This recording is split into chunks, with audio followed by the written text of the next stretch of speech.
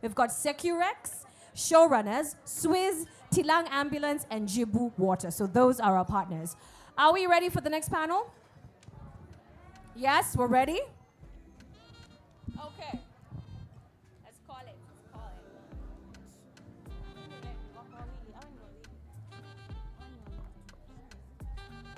All right, I'm going to give everyone 30 seconds to settle down before I call the panel. 30 seconds to settle down, just 30 seconds. And then we call the panelists.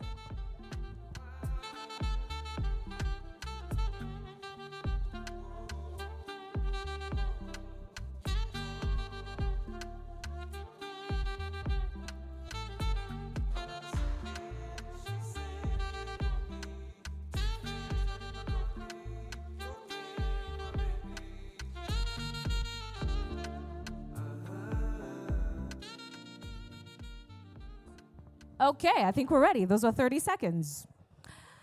All right, we're gonna have some silence because our next panel, actually it's a one-on-one author talk, is going to be incredible because we've got one of the most celebrated African authors. He is from the Democratic Republic of Congo. Wait, it's DRC, right? No, it's not DRC. It's the other way. So we say Republic of Congo. So there's Democratic Republic, where he's not from, and then there's Republic of Congo. So let's start again. Our next guest, one of the most celebrated African authors, is from the Republic of Congo. He grew up in Pointe-Noire, and I had to check the pronunciation, that's what it is, Pointe-Noire. He studied law in Brazzaville and Paris, so he's a lawyer on top of that. He is a writer of poems and essays. He wrote his first novel in 1998. Hands up if you were born after 1998. That's right, Gen Z, that's right. His fifth book, Broken Glass, is ranked as one of the 100 best books of the 21st century by The Guardian. Okay, and we're warming up. His work has won several prizes, including the Renaudot Prize, and he's been shortlisted for the International Booker Prize not once, but twice. Alain Mabanckou, that's how it's pronounced, right? Alain Mabanckou. He is now a full professor of literature at UCLA, and he is here to discuss retaining clarity and perspective in an ever-evolving political and cultural landscape. He is going to be moderated by his fellow Congolese citizen, but now he's from Republic of Congo, right? Yes. So one person is from the Republic of Congo, the other is from the Democratic Republic of Congo. So we've got two Congolese countries on stage. I love it. Please welcome to the stage Nteranya Sanginga and our author, Alain Mabanckou.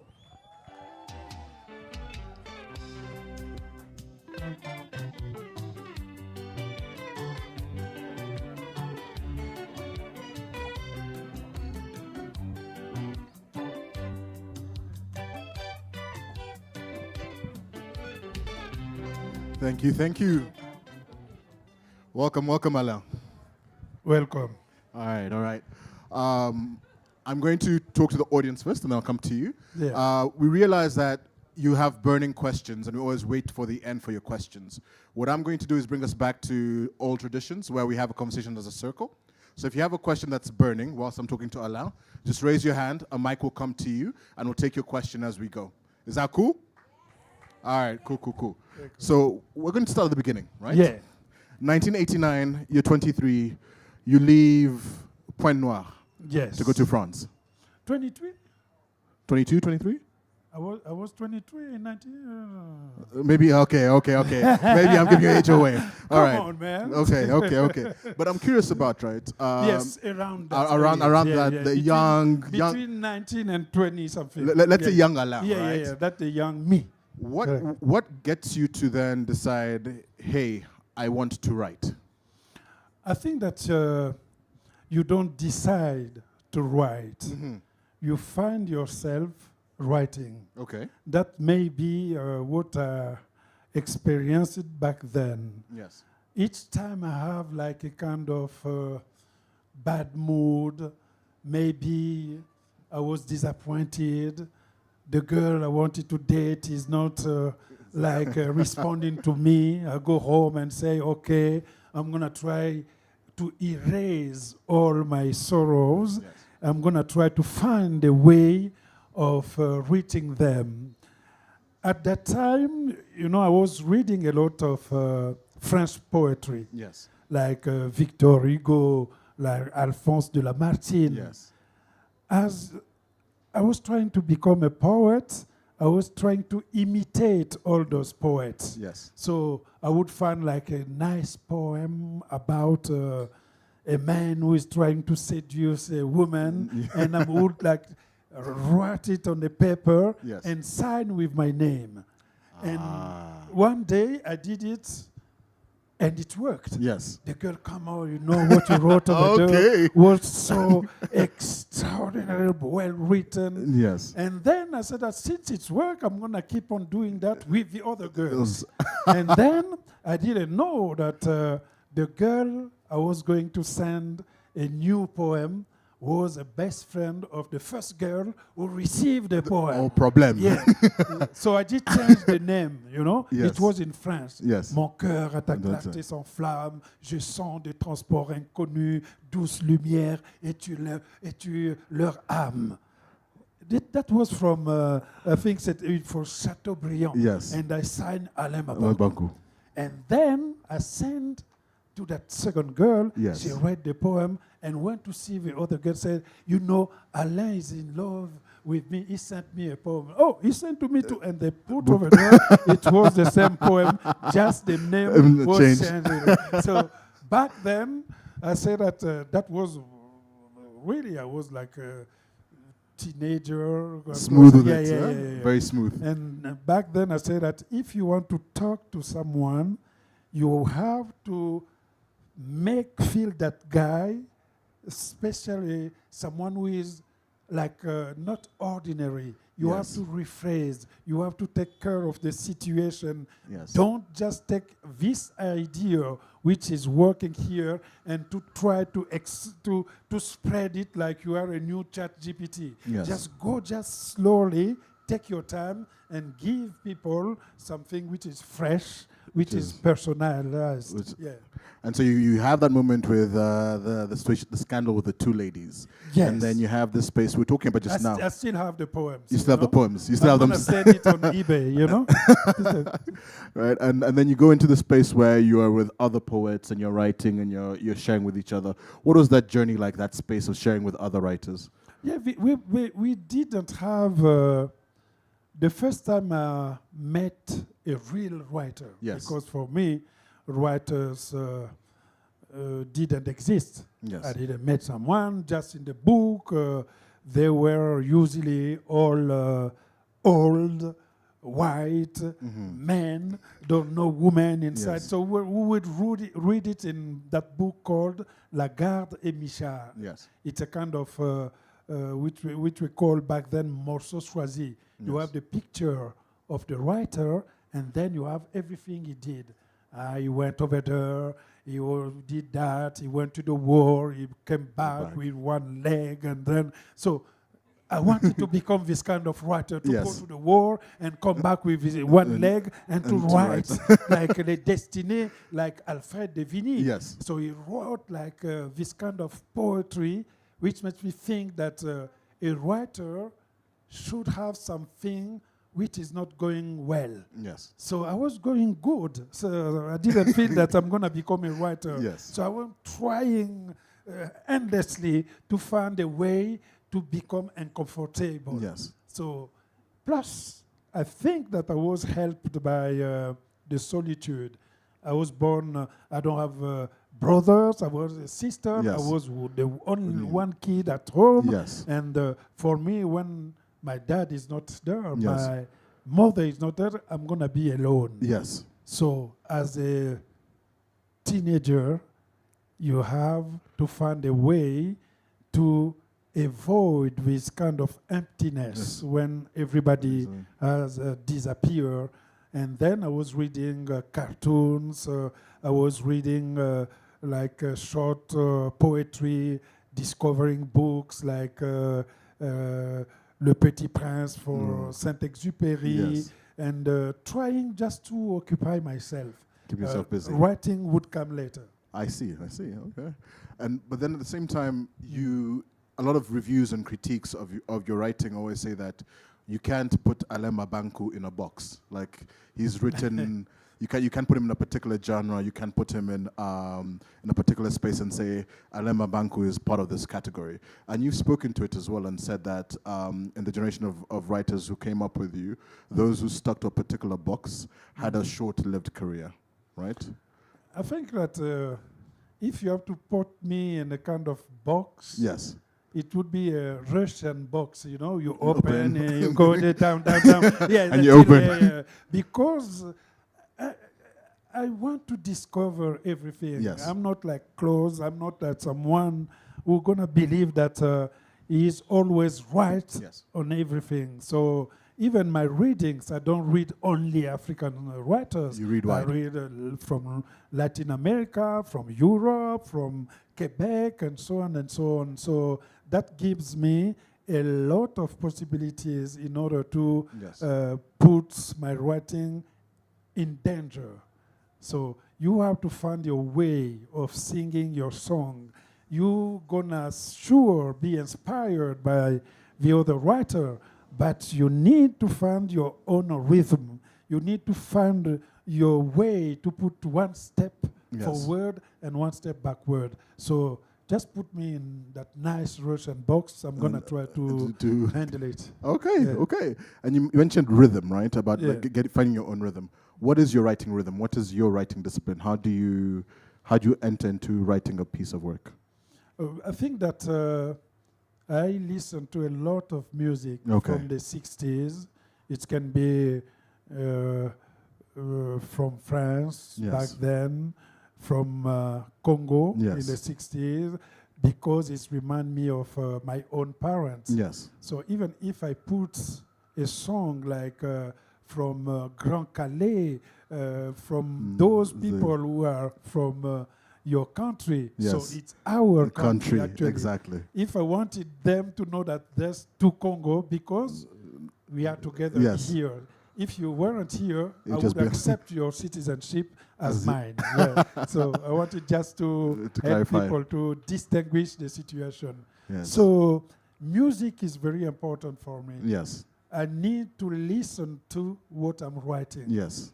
I need to read loudly all the sentences That you put I'm in. writing. Yes. So if I find that when I'm reading the phrase, it's not going softly, it's not going with the rhythm of the rumba of the Congo River, Yes. I say, this is not good. I have to try it again. Yes. I have to dig it or just to give up. Yes. But giving up a manuscript doesn't mean that you're not coming back again. You just put it everywhere, somewhere, and tomorrow something gonna lack. You're gonna say maybe it's somewhere else. The place I often put my manuscript, Yes. I call it like trash can. Poubelle, yeah. Each time, if I don't have an idea, Yes. I'm gonna like check my trash can. Oh, this was so bad. Why I'm keeping it? Okay, and then I'm gonna find a phrase. This is me, and then I say, okay, let me take take it that and one. try to dig it again. Okay. Okay. You mentioned giving up, right? Yeah. You've been writing. You have a prolific career as a writer, in other artist forms as well. Have you ever had a time where you almost wanted to give up? You said, "This is getting too much. I'm done." Yes, each time I finish a book, I think that that we end. That we end because I gave too much from me that I'm saying that I think that this is the last dance. This is the last I'm dance. like a kind of fighter, Yes. heavyweight fighter. Yeah. You are now 37. You're singing the young Mike Tyson coming over there. You're seeing the Izondima. They're all coming. Yes. The Smuga Saradi. I'm already old. And all of a sudden, you think that you have something else to Yes. express. Then you begin the training. In the morning, you're just training somewhere, a river or I Yes. don't know, somewhere. And all of a sudden, you feel younger.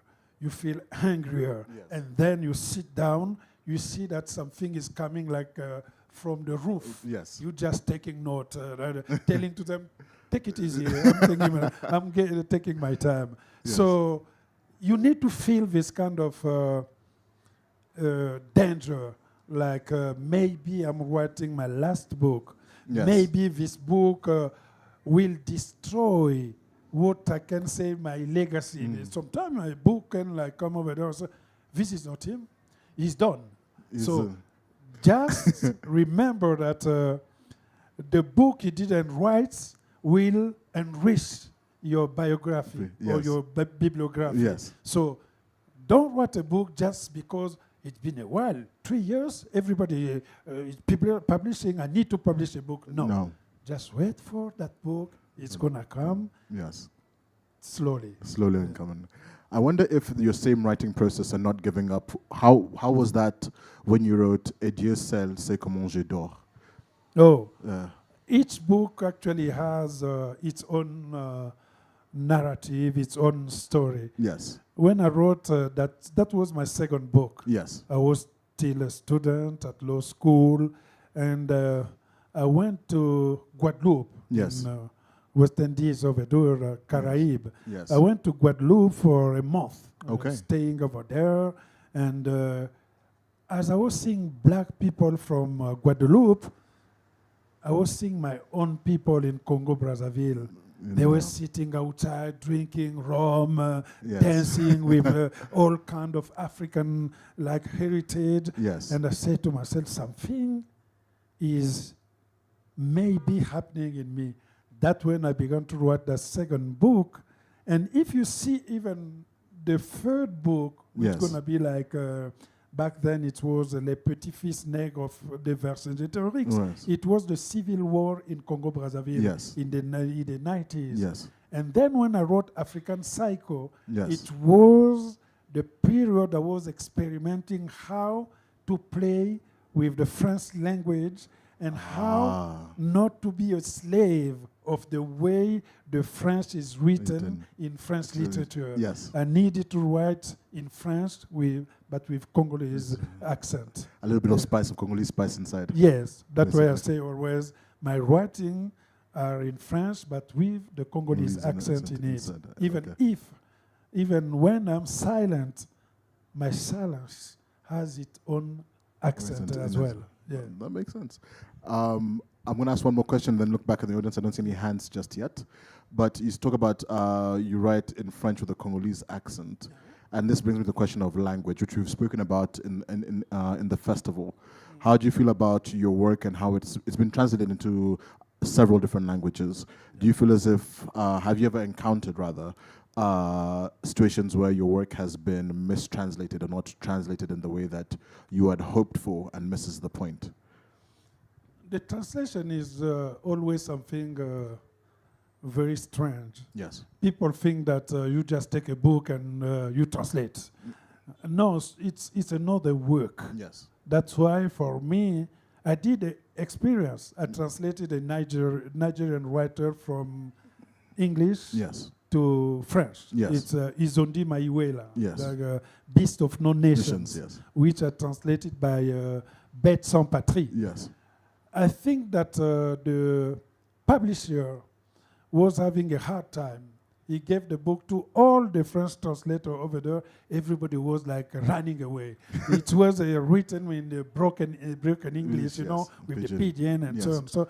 So they finally say, come on, let's go see Alain, maybe. Yeah. And they come, you know, I said, how come I'm writing my own book, I'm not going to translate, give me the book. And I began to read and say, oh, that's good. He's writing very well. Okay. I like this character, and I began to read. And then I think to myself, I never like speak pidgin or something like that. What I'm gonna do, I'm gonna give this character the way Congolese people speak. So if you read the book in French, the accent is Congolese. If you read it in English, it's Nigeria. So, and then I translated the book with this kind of exclamation in Congo. Coco, when you Yes. you go see door. someone, instead of hitting the door, you just Coco, Coco, yes. someone, then they Yes. open the door. Yes. So no ring or something, you just say Yes. Coco. And then I put all the Congolese idiomatic tournures. It was something else. Yes. And I was happy because the French people received it very well. Yes. But what's happened later, I was like blocked. I couldn't write another novel after that because the voice of Izondi Maiwela was in my head. Each time I'm trying to write, it's like I'm writing again the same book over there. Yes. I said to myself, okay, I'm not going to write a novel. Let me write a non-fiction so that I'm going to forget that voice. And the day I'm going to come back, it's going to be something else. That's where I wrote that book. I think it was Le Sanglot de l'Homme Noir. Or Yes. maybe it was James Baldwin biography. Yes. That's what you... Yes. I went to African American landscape, Yes. and it helped me to forget. And then I came back. That's when I wrote Michel, which is Tomorrow I Will Be 20. Yes. Okay. Want to pose for any questions? I see a burning question up there. Could I get a mic too? Sorry.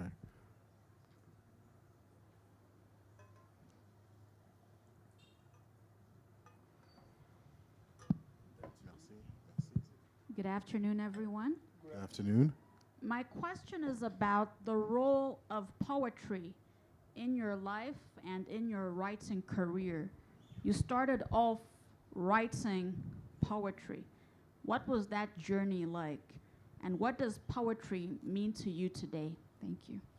Thank you very much. I think poetry gave me the chance of seeing things before writing them. You know, sometimes people don't succeed writing a novel because they're not seeing what they're writing. They're obsessed by the fact that I want to write a novel, but you don't see something. Writing a novel, like you slept and you wake up, the dream is following you everywhere. So poetry, you can use a small image, but when people are gonna read your poetry, they're gonna see a world within it. So the first 5 books I published were poetry. It was difficult to find a publishing house. I was like everybody rejected, so I couldn't understand why they rejected me. I was thinking that the world was waiting for my poetry. I brought it from the Congo, and I come here, French people. Now I was like angry against French people. I said, you're gonna be my reader soon. So I was like angry. I said, okay. Then I met Sonny Laboutancy, who is our great novelist. And I say, Sonny Laboutancy, you know, I'm trying to publish my poetry, but they're asking me money. I'm a student, I don't have money. He say, look, I have a book of poetry with a preface from Léopold Sédar Senghor, but nobody wants to publish poetry. So write a novel. I said, no, I cannot write a novel. It's big. No, I'm going to forget the name of my character when I'm in the middle of what. No. He said, no, try things. Just dig in your experience. Yes. Once you're going to publish the novel, people are going to read your poetry. I said, okay. So I kept it, but I was unable to write something else. I was writing poetry, and the shock came maybe when my own mother died. When you are an only child, you lost your father, you lose your mother, you got a big shock. We're gonna change all your creation. Yes. So then it was like I have to write in order to keep her memories. And then I began just writing Blue, White, Red, which was the first novel. Yes. I went to Guadeloupe, I wrote another one. I began really to feel free when I was like writing about my own life. Yes. I began like Lumière de Pointe-Noire, Demain j'aurai 20 ans, Right. which is like you can see my mother everywhere Right. inside. Sometimes, even if I'm not talking about my mother, I'm going to give a restaurant with the name of my mother, you know? I C'est see. Pauline Kege. Yes. And one day they say, why are you quoting your mother every time? I told them that because I want to make her the most recognizable woman in Francophone literature. And that's why every time people see me, we know who is Pauline Kenge, your mother. Yes. So that was a kind of pledge I had back then. Yes. But now I'm still dealing with poetry because I work for Édition du Seuil in France, which is one of the biggest publishing house in France. I work for I publish the poets. So I go find like translation, or I'm gonna buy the rights to publish the poetry over there. Each year I publish like between 10 and 15 books of poetry. So that was the moment I took all my poetry everywhere. I put it just in one book, and so that I say that I'm not gonna write anymore, or I'm not gonna publish poetry, even if I have them, but I'm gonna publish the other poets because I know that it's very difficult for them to be published. That's why I did publish again all the old book from Léopold Sédar Senghor, but also from the European poet. I did publish even the Victor Hugo. I published Dany Laferrière. I published a lot of poets. I'm publishing even Senegalese like Souleymane Diamanka. Yes. I go see people who do rap music to buy their texts in order to publish. That's the big deal in poetry. Each time you publish a rapper, you're gonna sell more than a novelist. The first rapper I did publish, he sold 15,000 books in France. Souleymane Diamanka. Really? So the first book I did publish over there, they were like, no, this is not, or he's just spreading. No, he's Poulard. C'est un Peul. He came from like Senegal. He has this kind of voice, and he can like talk about his poetry, like quote them without reading. Yes. So he was going everywhere in France, and he went even on TV. You know, if you see like an African going on TV in France at 8 p.m. talking about poetry, know that the guy did work very well. Yes. Okay. You've mentioned two things, and I'll go in one direction, and I'll see if I can come back in another. About Mama Pauline. Yeah. Yes. You wrote the book Light of Pointe-Noire, right? And this was a journey where you write about Mama Pauline, but you also went back to Republic of Congo whilst writing that, right? Yeah. I'm curious about, it's a very deep book, and I almost call it like a love letter to Mama Pauline, right? What was that particular aspect of coming back home after doing a lot of time away, and also with dealing with facing Mama Pauline having passed? I didn't want to go back home because they disappeared. So going over there would be painful. Yes. And finally, 23 years later, I say, okay, I'm going anyway, since the French Institute wanted me to go there for 2 weeks. Yes. And to talk to the young writer.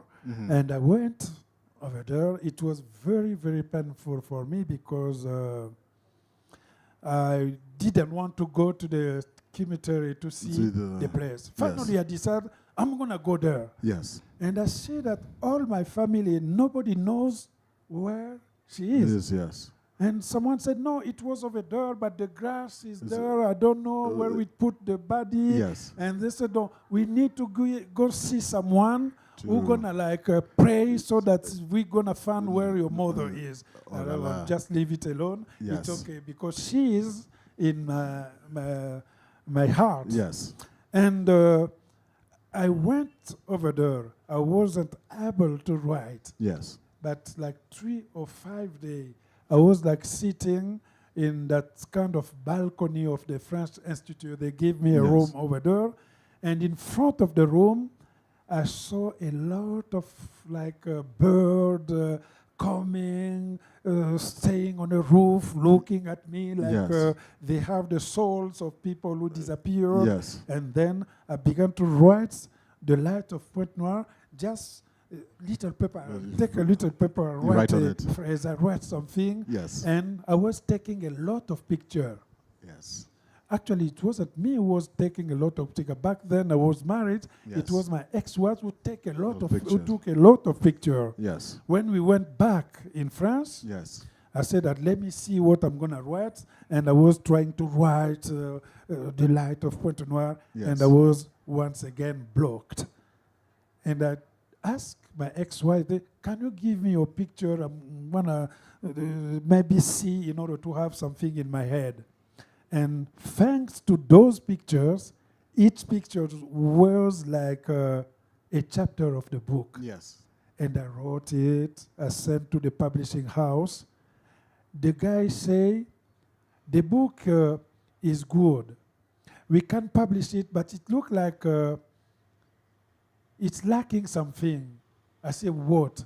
Maybe a picture, and then we said, okay, we're gonna put all the pictures, some of the picture within. Yes. And I remember also back then, my mother would say that I don't like you to read books in which no photo is in it. Yes. So for me, it's a book I gave to my mother with the picture, So even though she couldn't read. read it, Only yes. my father was able to read. Yeah.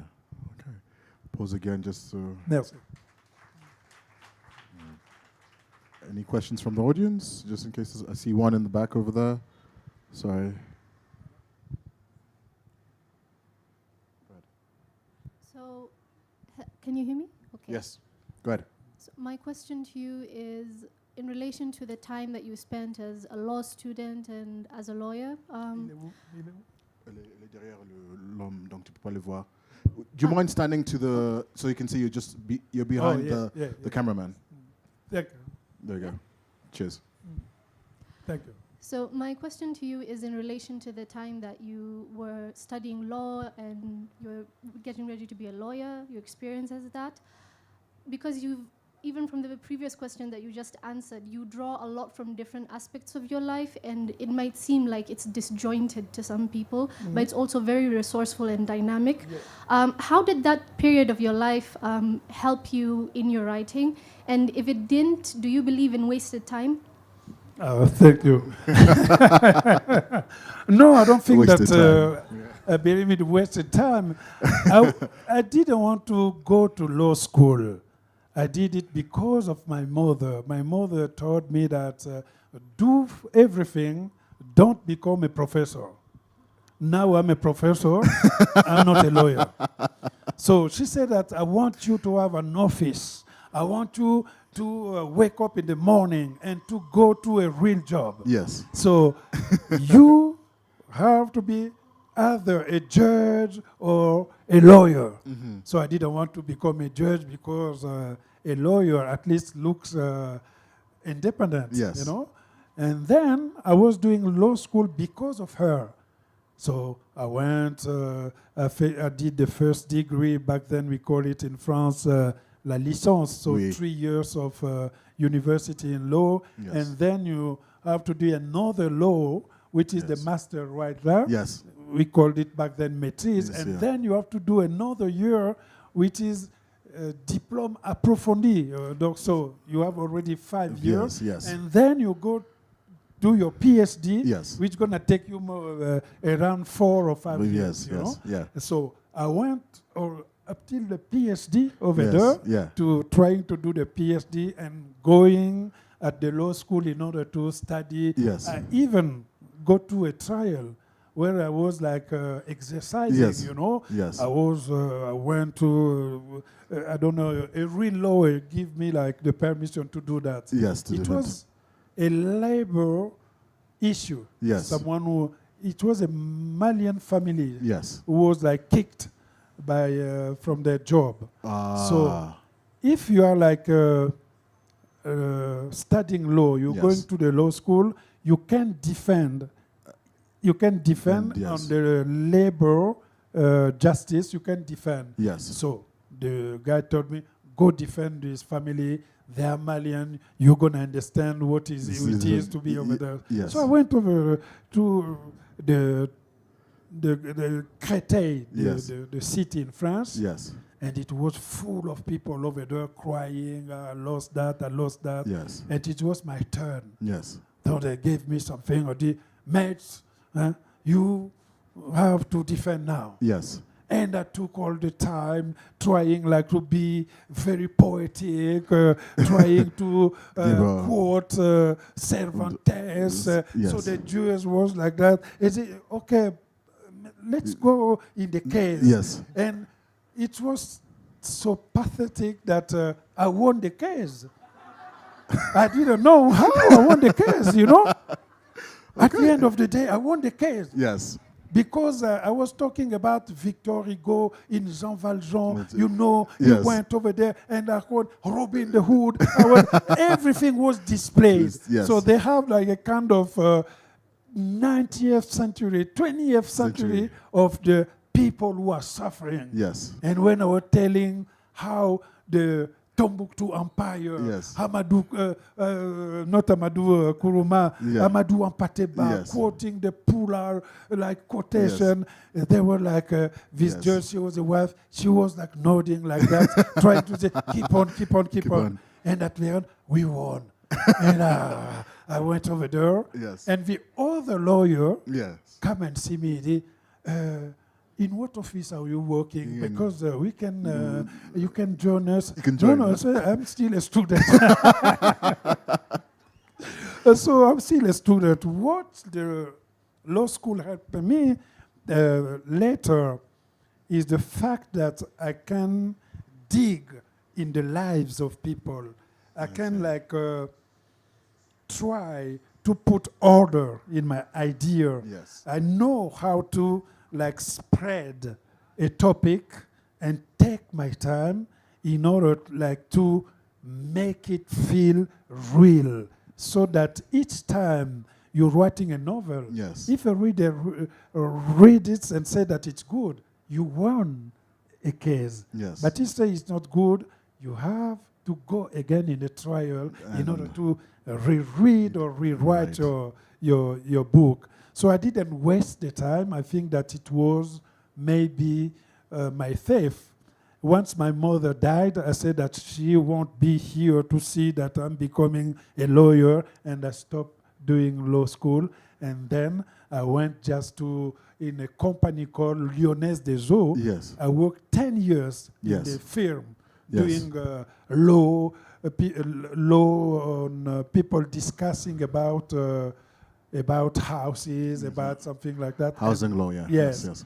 And until I received an invitation in Michigan, at the University of Michigan, Yes. to become a writer in residence. Yes. So I went over there, Yes. no English, nothing, cold over there, minus, I don't know, 40. Yes. And so, I didn't want big cars from American people, Yes. you know. I bought a small car, but I didn't know that the winter was coming. And one day I parked my car just in front of my house. All the night it was like snowing. The car disappeared into the snow. And I opened, I was looking my car. Who stole your And car? the neighbor come, what are you looking for? I said, my car was here. They stole my car. You know, you have to dig it inside. And I want to dig. He came and we are digging it. And then we found my car frozen and we put it over there. And I said, I'm not going to stay here 1 year, 2 years. I was exhausted. And when we reached that 2005, Yes. that's when I wrote Broken Glass. Yes. Broken Glass was the book which was like a blockbuster in France. Yes. They discover now what I was writing. Yes. It was a book without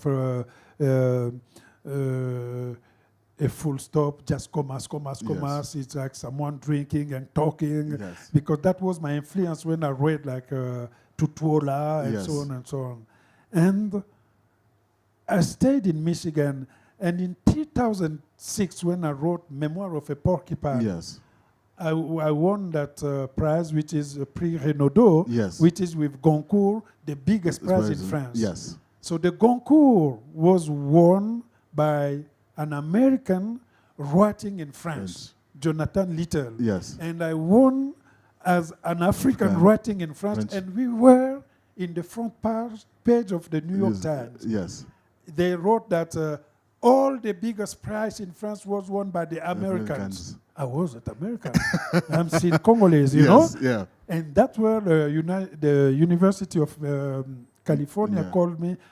Could you please come talk to our graduate students Yes, about France, about experience? And I went over there, Yes. but it was the way to try to explain to me, you know, if you want to leave the sun, it's like in Africa, you're going to see everything here. You can stay with us. Yes. I said, no, I'm faithful. Michigan took me here, Yes. even if it does snow, but I want to remain.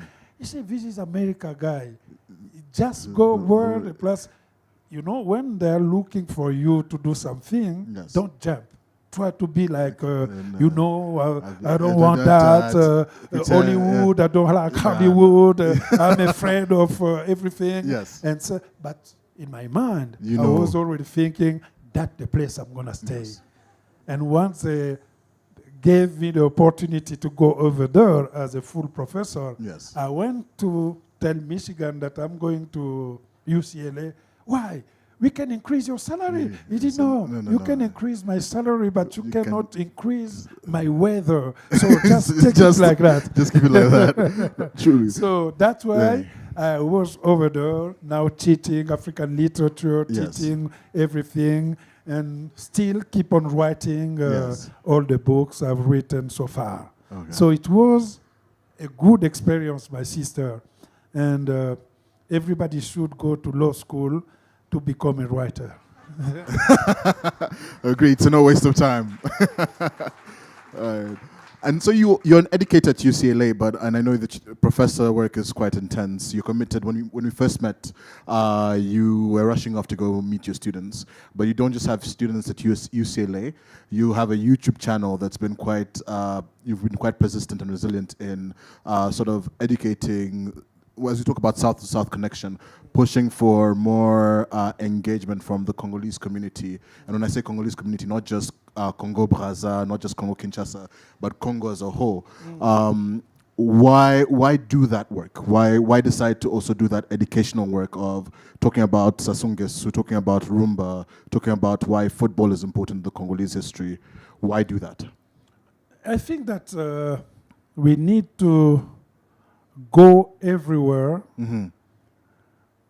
You're gonna find the young people. Yes. You need to understand what kind of things they like. Yeah. Some of them, they like only music. Mm-hmm. But when they see me interested on music, they want to read my book. Yes. By reading my book, they're going to read the book of everybody. Mm-hmm. It's important for them to be like a role model. Yes. You're not going to be like a writer just sitting in your castle waiting for the inspiration to write your next book and giving just interviews. And I need to be with the people because I was born among people. I know what is to be outside. I know what is to play football with a fake ball. Well, yes, You yeah. just take With the plastic bags you, there and put them together. Your mother teaches you, Yes. you round it with a lot of things and you Yes. play. Yes. But you are playing freely. You are playing with your freedom. Yes. So I think that it's important for us to talk to the young people. Yes. It's important for me to remind, like the Congolese, the young Congolese, that Rumba is our patrimoine, like they say. Yes. Rumba has been recognized by UNESCO. Yes, as Like a it heritage. belongs not only to the Congolese people, but to everybody. Everybody. Like salsa, like the other Yes. kind of music. And it's also important to let them know that it's part of our culture. Yes. And they want to see, like a writer, to be just a man like another Yes, man. yes. You're not going to separate yourself from the people Yes. who are giving you the inspiration to write your book. Because who are in my book? Those people. Why I'm going to stay like I'm above and they are in the ground floor. Yes. So I need to be with them And be discussing every kind of topics, including the dictatorship in Congo. That's why I cannot go in Congo, Brazzaville. Yes. The only Congo often go, it's your Congo. Kinshasa. I went over there because Ferregola is a friend of mine. Yes. We work together. Yes. I write a lot of his songs for Yes. his albums. Yes. So I like Kinshasa because when I'm there, Yes. I'm at my place. Like Benin, like Senegal. Yes. That's the beauty of literature. Yes. When you are read in a country, you are no more a stranger. You're already. Yeah. I remember back then I went to Benin. Yes. They have the writer Florent Kwauzoti, Yes. who I think Lola know who is. Yes. I was the one who was introducing the writer to them. Oh wow. I said, but it's your writer. It's a- You know. No, okay. okay. sait pas. Yes. He was like, they was astonished to Yes. see that they have a great writer over there. Yes. We're tight on time. I have 3 quick last questions. One is, I was talking to an older sister, and she said, you're talking to the Mabanckou. And I was like, yes. And she's like, this man knows how to dress. Ah. All right? le sapeur, all right? And and you've defined, you almost have a signature look with glasses and with a hat or something. Wait. What's your relationship with fashion? Like, how did that come to being?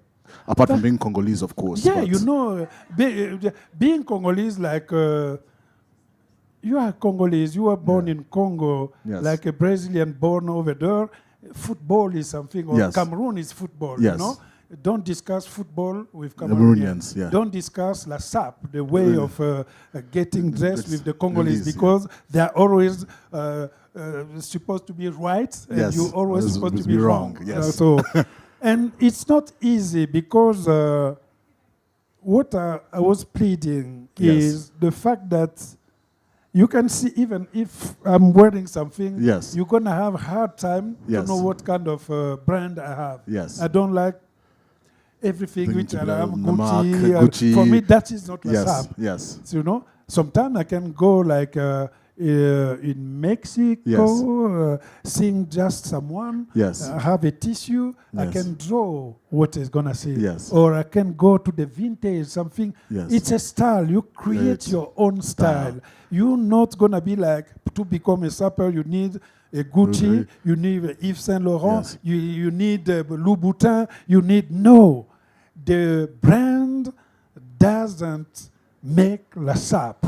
Yes. It's the way you are wearing something, Into- even if it's not branded. Yes. You know, That I is a- take your boo-boo, I Yes, put it's something something with the heart, Glasses.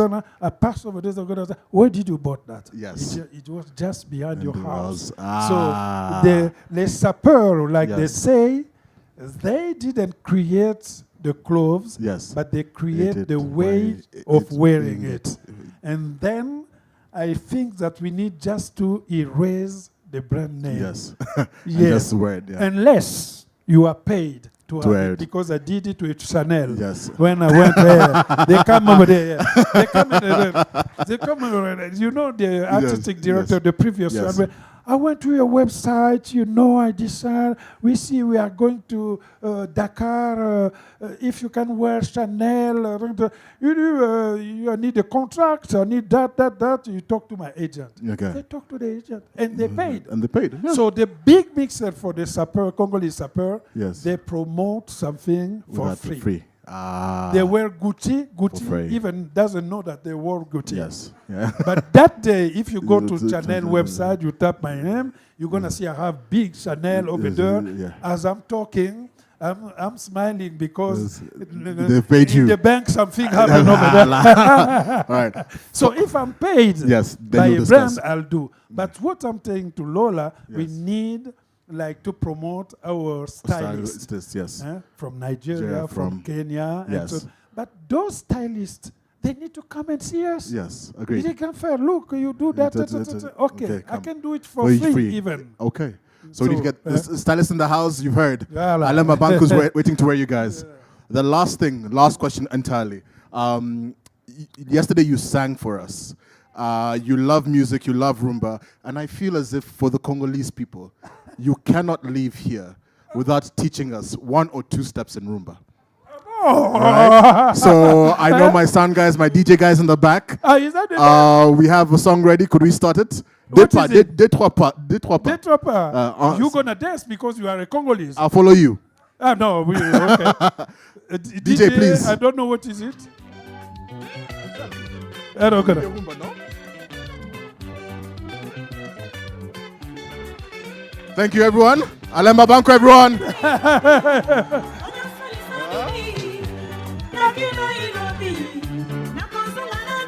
Merci beaucoup. Merci. Thank you, everyone. Thank you. All right, that's our time. Thank you.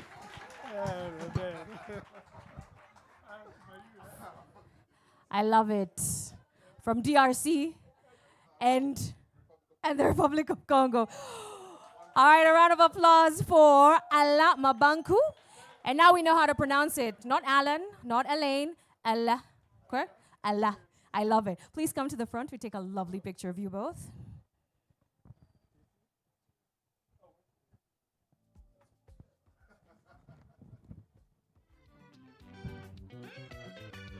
And we're going to give you your flowers as well.